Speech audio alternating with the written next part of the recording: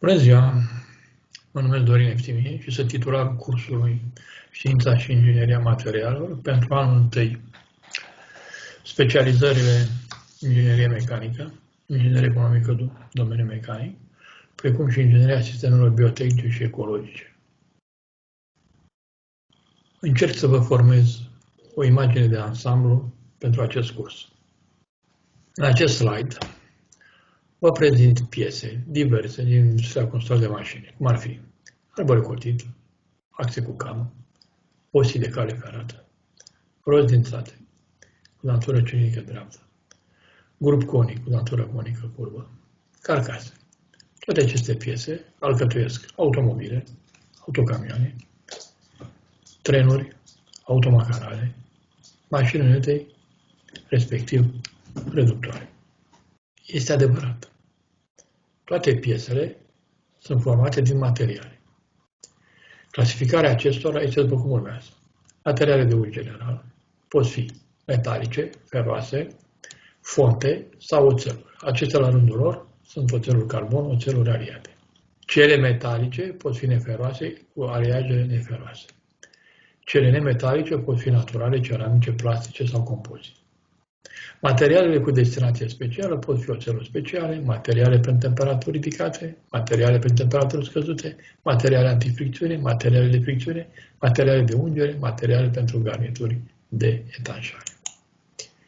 Există standarde pentru fiecare din aceste materiale, cu compoziția chimică aferentă și caracteristici mecanice. În cazul de față, să luăm de exemplu un oțel C45, este după vechiul standard OLC45, oțel laminat de calitate cu 45% carbon.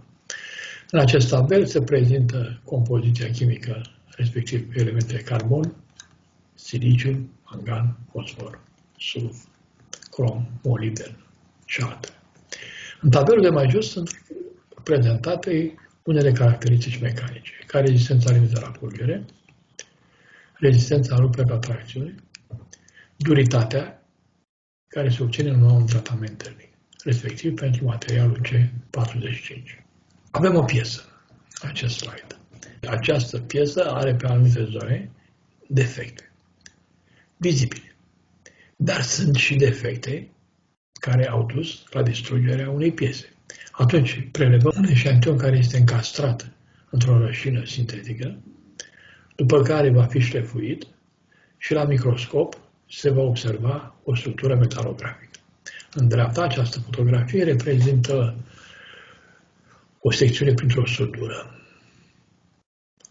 Este necesar să avem această informație de structură metalografică în cazul apariției unui defect într-o piesă.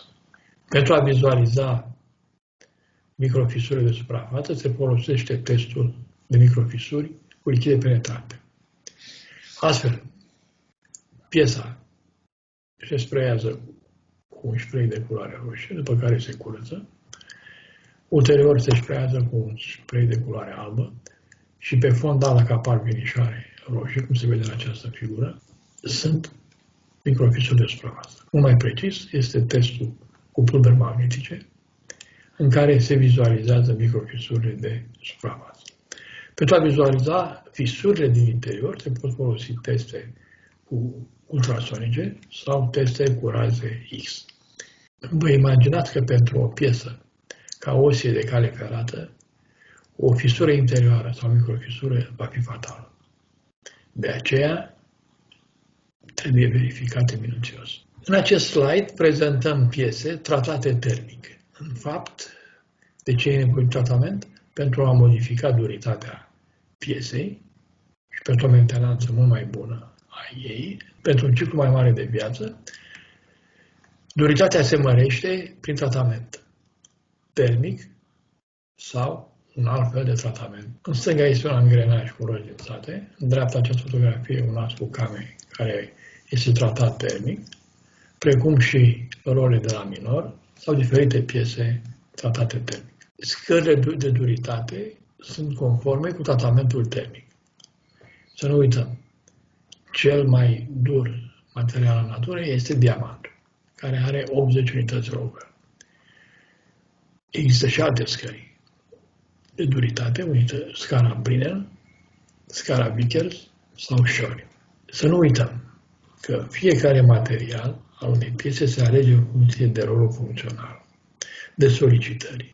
Primul tehnolog este proiectantul, de fapt. Pentru a mări duritatea piesei, în urma tratamentului termic executat, se obțin anumite valori ale durității. Deci, nu orice material suportă orice tratament termic și nu se obține orice duritate. De aici concluzia. Materialul piesei trebuie optim ales în funcție de rolul funcțional și solicitările pe care această piesă o poate suporta. În slide-ul următor sunt piese din materiale ceramice în partea stângă, piese din plastic în partea dreaptă sau în fotografia de jos sunt piese din materiale compozite. Tehnologia avansează și în funcție de rolul funcțional al pieselor se alege și materialul respectiv. Prin această scurtă prezentare am încercat să vă formez o imagine de ansamblu asupra unui curs, știința și ingineria materialelor. Este primul pas în cadrul unui desen tehnic de a alege materialul optim. Încerc să vă apropii pentru această disciplină.